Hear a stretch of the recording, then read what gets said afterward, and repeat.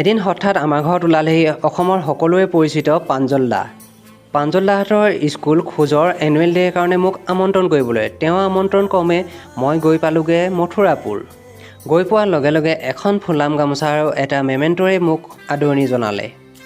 তাৰ পাছতে ছাত্ৰ ছাত্ৰীসকলক মই নিয়া কিছুমান সৰু সৰু উদ্ভাৱনবিলাক দেখুৱাবলৈ ধৰিলোঁ আৰু তেওঁলোকক বুজাই দিলোঁ যে কেনেদৰে তেওঁলোকে এটা বস্তু উদ্ভাৱন কৰিব পাৰিব আৰু কেনেদৰে তেওঁলোকে পেলনীয়া বস্তুবিলাক ব্যৱহাৰ কৰি যিকোনো এটা বস্তু নিৰ্মাণ কৰিব পাৰিব। ছাত্ৰীসকল দেখিছেনে বাৰু কিমান আগ্ৰহী, তেওঁলোকে আহি পিনি মেচিনটো চাবৰ কাৰণে কিমান আগ্ৰহে চাইছে আৰু ইয়াৰ পৰা কেনেকৈ কি কৰিব পাৰিব সকলোৱে প্ৰশ্ন কৰাত লাগিলে মোক।